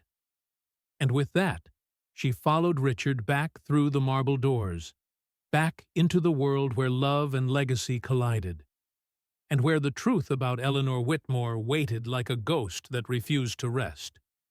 If this story has you hooked, hit subscribe right now and tell me, would you have accepted the fortune or walked away? The truth has a strange way of showing up, never when you're ready for it, and never gently. It doesn't knock. It crashes through your door, demanding to be seen. For Clara Evans, that moment came standing in the marble corridor of the Whitmore mansion, her pulse still racing from Richard's words. You deserve to know the truth about my mother's death. The world outside was cold and still, but inside that house, something heavier was brewing, something that had been buried beneath money, secrets, and regret. Richard didn't speak as he led her through the long hallway. His steps echoed like judgment. When they stopped before a heavy mahogany door, he hesitated, his hand resting on the handle. Everything you've been told, he said quietly, is only half the story. Clara's breath caught. Then, tell me the rest. He opened the door. Inside was Eleanor's private study, untouched since the day she'd died. The air still smelled faintly of her perfume, a mix of lilac and old paper. On the desk sat a stack of medical files, letters, and a framed photo of Eleanor smiling beside a younger Richard. The warmth in her eyes in that photo made the man beside her look like a stranger now. Richard walked to the window, staring out at the frost-covered garden. She didn't die peacefully, Clara. Not really. She just stopped fighting. Clara frowned. What do you mean? She had cancer, he said flatly. Stage 4. The doctors said she had months at most. She didn't tell anyone, not even me. I only found out after she was gone. The words sank like stones in her chest. She knew? He nodded. She knew, and she planned everything. That night, she left home. It wasn't confusion. It was a choice. Clara remembered the way Eleanor had shivered in that diner, the fear in her eyes mixed with an odd calm. She was testing people, Clara whispered. Yes, Richard said, turning toward her. She wanted to test the world one last time, to see if compassion still existed when there was nothing to gain. I thought it was madness. Now, I see it was genius. He sat down heavily in one of the armchairs, his voice low. But what she didn't tell you was what she was running from. Clara leaned forward. What was it? My cousins, he said bitterly. Robert and Charles. They weren't just greedy. They were dangerous.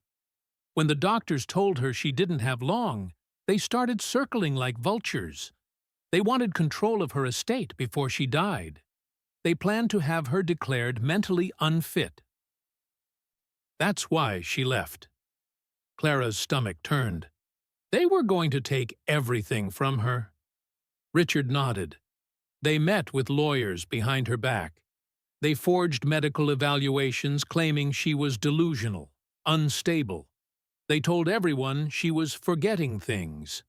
She wasn't. She was sharper than ever. But they underestimated her. He paused, running a hand through his hair. She overheard them one night arguing about who would get the larger share. That same night, she packed a small bag and left. She didn't even take her phone. Just her coat, a few papers, and that key. Clara's hand instinctively went to her pocket, remembering the feel of that small golden key pressed into her palm. For tomorrow. Richard continued. The next morning, they reported her missing. But not out of concern, because they needed her alive long enough to sign everything over. Clara felt a chill run down her spine. So, when she showed up at the diner, she was hiding, he finished, from her own blood. The words hung heavy between them. For a long moment, Clara couldn't speak. She just stared at Eleanor's picture on the desk, the woman's eyes still kind, still knowing. She told me, Clara finally said, her voice shaking, that her family forgot what it meant to be human. I didn't understand it then. Richard nodded slowly. Neither did I. He poured himself a drink from the decanter on the shelf, but it wasn't to celebrate. It was to numb. The glass trembled slightly in his hand. I was no better than them, Clara. I didn't try to steal from her, but I stole something else. Time. Years of it. I was too busy chasing profit margins and acquisitions while she was dying alone." His voice cracked, and for the first time, Clara saw the weight beneath his polished armor. "I thought I was being practical," he continued. "I told myself I'd visit her after the next deal, after the next meeting. But there's always another after, until suddenly there's not." Clara stepped closer. "You still came back. She forgave you." He laughed bitterly. "Did she? She left me 10% in a letter telling me to apologize to you. That's not forgiveness. That's penance." Clara's voice softened. "Maybe it's both." He looked up, his eyes red. "You don't understand. I had everything she ever wanted for me. Success, influence, power. And it made me emptier than I've ever been. Then I met you. And you destroyed every excuse I'd built for myself." Clara blinked. "Me?" He nodded. "You had nothing, but you still chose to care. You did in one night what I couldn't do in a lifetime." She swallowed hard. "You don't have to say that." "But it's true," he said. "You showed her kindness when the people she loved most showed her cruelty. That's what saved her from dying bitter." Clara shook her head. "It shouldn't have taken a stranger. She needed you." Richard's shoulders slumped. "I know." The silence that followed was heavier than the snow outside. Then, slowly, Clara spoke again.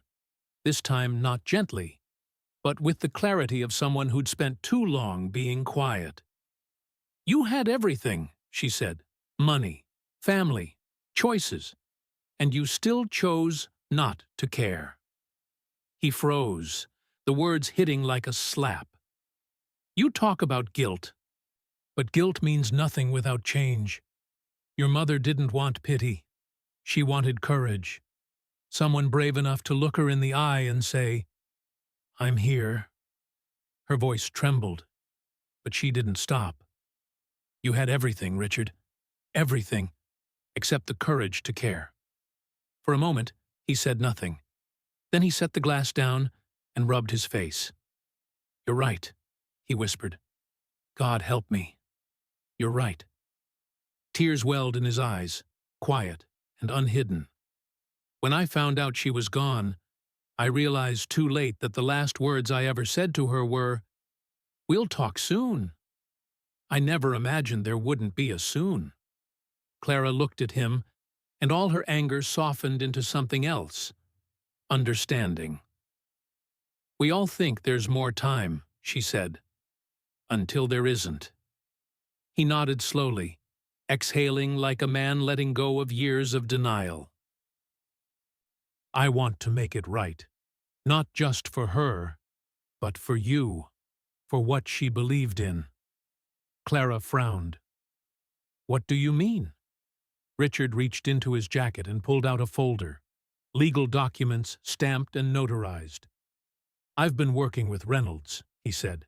"We've started transferring part of my own holdings into the Whitmore Charitable Trust. It's not much compared to what she left, but I want to help you manage it properly, the right way." Clara stared at him. "Why would you do that?" He gave a sad smile. "Because I finally understand what she was trying to teach me. Wealth isn't measured by what you keep. It's measured by what you give away." She didn't respond. She just looked at him, studying his face. The man who had once looked at her with suspicion now looked at her with humility. "You don't have to do this alone," he said quietly. "Let me help you build something she'd be proud of." Clara hesitated. Part of her wanted to say no, to walk away, to return to the simplicity of her old life. But another part of her, the part that still believed in second chances, saw something in him worth saving. "What did you have in mind?" she asked. He opened another file, this one filled with sketches and blueprints. "Shelters," he said. "Across the state, maybe across the country eventually. Safe places for people like my mother. people forgotten by their families, by society. We could call them Whitmore homes. Clara blinked back tears. She would have loved that. Richard smiled faintly. Then let's make it real. They sat together for hours, mapping out the future Eleanor had dreamed of, but never got to see. For every page of figures and logistics, there was also something intangible: healing, forgiveness. As the hours passed, the tension between them melted into understanding. The billionaire who had once believed kindness was weakness now spoke with conviction about compassion. The waitress who had once believed wealth corrupted everyone now realized that change, though rare, was possible. At one point, Richard paused and looked at her. "You know," he said, "my mother used to say that strangers are God's way of reminding us we're not alone." Clara smiled sadly. "Sometimes strangers restore our faith when family destroys it." He nodded slowly. "I think she'd agree." When they finished, the clock had long struck midnight. Outside, snow began to fall again, gentle and quiet. Richard walked her to the door, his tone softer now, the arrogance gone. "I don't expect forgiveness," he said. "But I'll earn it, one good thing at a time." Clara smiled faintly. "Then we'll start with the first shelter, and name it after her." He nodded. "Eleanor's Haven." She looked out into the night sky. "It's perfect." Weeks passed, and the world began to change around them. The story of the waitress and the heiress had transformed from scandal to inspiration. Headlines shifted tone. People who once doubted Clara now celebrated her. Donations poured in from across the country. Money, volunteers, letters from strangers who said they'd lost faith in humanity until they heard her story. And quietly, without fanfare, construction began on the first Whitmore home. Clara stood at the site one morning, the wind cold but her heart warm. The sign read, "Coming soon, Eleanor's Haven." Beside her, Richard watched the foundation being laid, his hands in his pockets. "She'd be proud of you," he said. "She'd be proud of both of us," Clara replied. He smiled. "Do you ever think about that night? The diner?" "All the time," she said. "I think about how easily I could have looked away. How simple it would have been to pretend I didn't see her." He nodded. "And I think about how easily I could have gone another year without speaking to her." They stood in silence for a while, each lost in thought. Then Clara said softly, "It's strange, isn't it? How one act of kindness can change everything." Richard looked at her. "Kindness saved her. And it saved me." She smiled. "Then let's make sure it keeps saving others." That night, back in her small trailer, Clara placed Eleanor's letter on her bedside table for the last time. The edges were frayed now, the ink faded slightly, but the message was eternal. "If you are reading this, it means kindness found me again." She whispered the words softly before turning out the light.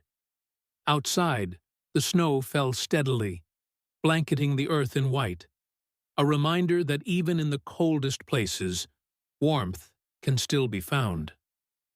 And somewhere, she believed, Eleanor Whitmore was smiling, because the test she'd created for humanity hadn't just revealed greed. It had also revealed grace. If this story moved you, hit subscribe and tell me, do you believe a single act of kindness can still change the world? It's been a year since a stranger in a wheelchair rolled into a snow-covered diner and changed the course of more lives than she could ever imagine. The world remembers it now as the Whitmore miracle, a story that spread beyond borders and languages. But for Clara Evans, it wasn't a miracle. It was a memory, a cold night, a simple act, and a warmth that refused to die. Every morning, before the world woke, Clara still made coffee the way she did back in the diner.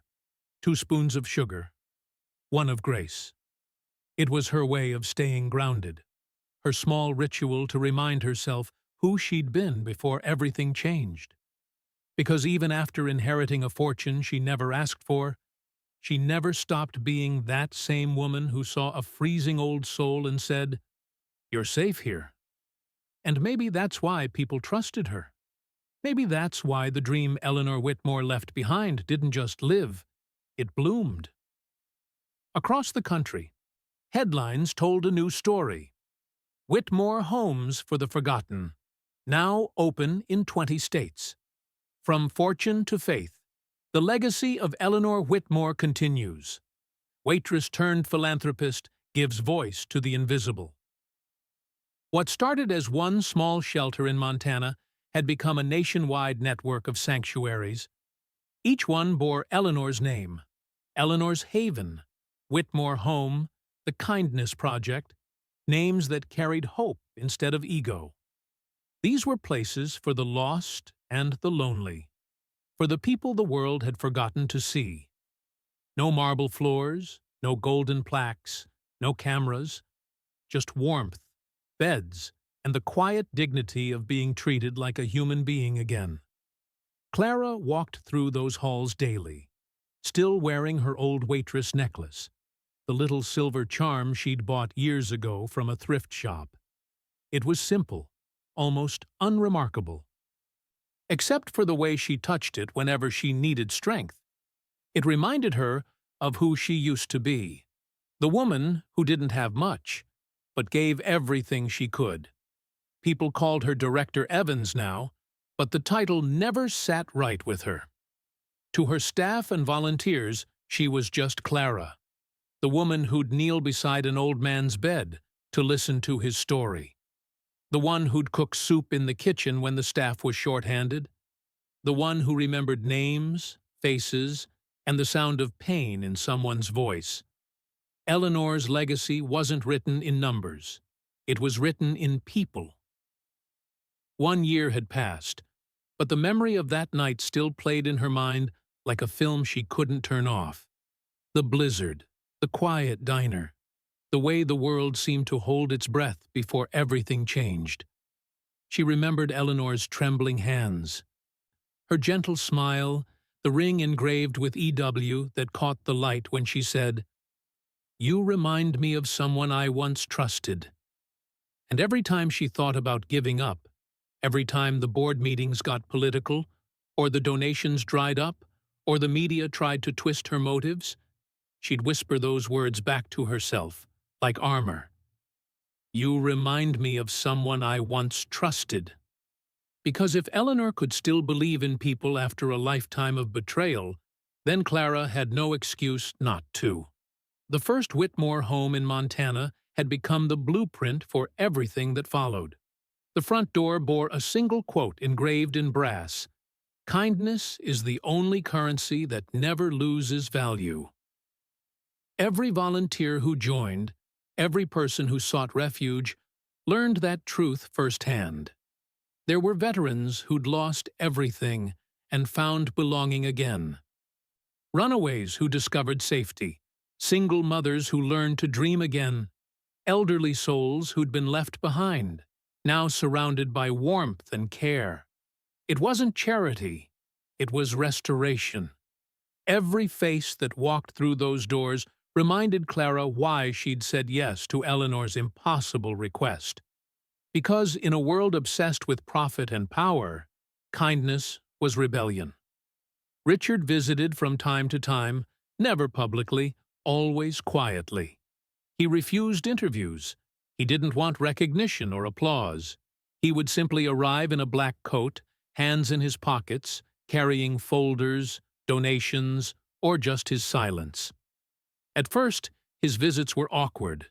Too much guilt between them. Too many unspoken words, but time has a way of softening edges, of turning shame into gratitude. Sometimes he'd just stand beside her at the construction site of a new shelter, watching workers hammer steel into place. "You're doing her proud," he'd say, and Clara would smile. "We are." He never corrected her, but the truth was, he'd done more than anyone knew. He'd sold parts of his company, donated anonymously, and used his influence to pass a new state law that ensured tax breaks for small community shelters. He didn't do it for forgiveness. He did it because kindness had finally found him too. They never called what they had friendship, not in words, anyway, but in the way he'd show up unannounced with coffee, or how she'd quietly slip his name into speeches without giving away who he was. There was an understanding between them, a bond that didn't need defining. They were two people changed by the same woman, one by love, the other by loss. Sometimes Clara would walk alone in the garden behind the Montana shelter, where Eleanor's ashes were scattered beneath a small cherry tree. The plaque there read simply, "She tested the world and found it kind." Every spring, when the tree bloomed, the petals would fall like soft snow across the benches. And every winter, when the first real snow came, Clara would sit under that same tree and whisper, "We did it, Eleanor. You were right. Kindness isn't gone. It just needed a home." It hadn't been easy. There were days the press turned on her again, questioning her motives. Waitress to billionaire, the rise of a modern saint. Can kindness really fix what greed broke? They dissected her every decision, every dollar, every word. But Clara had learned something Eleanor never got the chance to. When the world doubts you, let your work speak louder than your defense. So she didn't respond to headlines. She responded with hope. Every time someone questioned her, she built another home. Every time they mocked her, she funded another program. Every time they doubted her, she looked up at the photo of Eleanor on her office wall and whispered, "They don't have to believe in me. I believe in them." A year after Eleanor's passing, the Whitmore Foundation held its first national gala, not for donors, but for the people the shelters had helped. No velvet ropes, no champagne towers, just laughter, music, and the kind of joy that money can't buy. Clara stood on the stage, hands trembling slightly, as she looked out at the hundreds of faces smiling back at her. Formerly homeless men now working as mentors, young women now building careers, children who had never known safety now laughing freely. She took a deep breath before speaking. "Eleanor Whitmore didn't give me money," she said softly. "She gave me a mirror. She made me see what I already had inside me. And she taught me that kindness doesn't start with wealth. It starts with will. Every single one of you here is proof that love doesn't end when a person does. It keeps moving. It keeps changing lives." The crowd rose in applause, but Clara barely heard it. Her eyes had drifted toward the back of the room, where Richard stood half-hidden, arms crossed, smiling quietly. He didn't clap. He didn't need to. Their eyes met, and that was enough. Later that night, when the gala ended and the hall emptied, she stepped outside into the courtyard. Snow had begun to fall again, soft and silent, blanketing the ground in white. It reminded her of that first night, the storm that started it all. She tilted her head back, watching the flakes drift down through the light of the lampposts. The cold kissed her cheeks, but it didn't sting anymore. Not like it used to. Richard walked up beside her, hands at his pockets, watching the same sky. "It's snowing again," he said. She'd like that. Clara smiled faintly. She always said snow was God's way of reminding us that even the world needs a fresh start. He nodded. "And you gave her that?" Clara shook her head. "No, she gave it to me." They stood there in silence for a while. No grand speeches, no goodbyes, Just two people standing under the same sky that once brought them together through an act of mercy. Finally, Clara whispered, "I kept her warm, and she warmed the world." Richard looked at her, the snow gathering on his coat, and smiled. She really did. Then, with a quiet nod, he turned and walked away into the falling snow. No cameras, no headlines, just a man carrying the lessons of a woman who taught him what it meant to see beyond himself. Clara stayed behind, her breath misting in the cold, her heart full of something that didn't have a name. Maybe peace, maybe purpose, maybe both. The next morning, newspapers across the nation carried a photo of one of the new shelters opening in Chicago. The caption read, "From fortune to faith, the Whitmore legacy lives on." But what they didn't print, what they couldn't possibly capture, was how much that legacy had changed hearts long before it changed lives. The truck driver who'd once reported a missing old lady now volunteered twice a week at a local shelter. Clara's brother, once lost to addiction, now managed a recovery wing at one of the homes. Even the former lawyer of the nephews, disillusioned by greed, donated his time pro bono to the foundation. It was as if Eleanor's spirit had rippled outward, touching everyone who'd once been part of her story. The nephews? They vanished into obscurity, their lawsuits dismissed, their reputations ruined by their own arrogance. Richard, though, never gloated. He simply said, "Some lessons come in silence," and moved on. Clara never looked back, either. She didn't need to. Her purpose had always been forward. Every winter she returned to that diner. It had been renovated now, new lights, new floors, but she always sat at the same booth where she'd first met Eleanor. The waitress on shift never knew who she was. Clara liked it that way. She'd order coffee, look out at the snow, and smile to herself. Sometimes she'd whisper, "We did it, Eleanor." Because they had. They'd proven that one act of compassion could ripple across the entire world. By the second anniversary of Eleanor's death, Whitmore Homes had opened its 30th location. Thousands of people now had roofs over their heads because of a single moment of kindness. A bowl of soup, a blanket, and a heart that refused to turn away. And yet, through all of it, Clara never changed. She still lived modestly in the same small trailer. She still drove her old car. She still wore that necklace from her diner days. Because no matter how many millions flowed through her hands, she never forgot that true wealth wasn't what you held. It was what you gave. One evening, a young volunteer approached her after a meeting. The girl looked nervous, clutching a clipboard. "Miss Evans," she said softly, "can I ask you something?" Clara smiled. "Of course." The girl hesitated. "Do you ever get tired? You've done so much. Doesn't it ever feel like the world doesn't deserve it?" Clara looked out the window, where snowflakes drifted lazily under the glow of the streetlights. Then she said, "Sometimes, yes. But then I remember her. The way she smiled when I handed her that blanket. And I realize the world doesn't have to deserve kindness. It just needs it." The girl nodded, tears in her eyes. "I hope I can be like you one day." Clara smiled gently. "Don't be like me. Be like her." She believed the world could still be kind. Just keep proving her right. As the year came to an end, the snow began to fall again.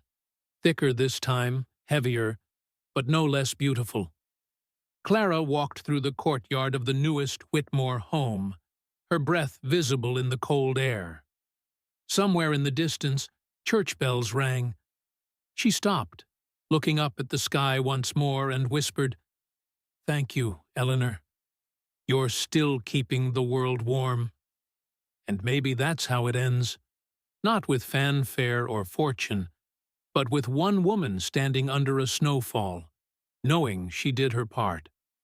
Because in a cold world, compassion is the rarest form of wealth. Never underestimate what a small act of kindness can ignite. If this story moved you, hit subscribe and share it. Someone out there still believes kindness doesn't matter.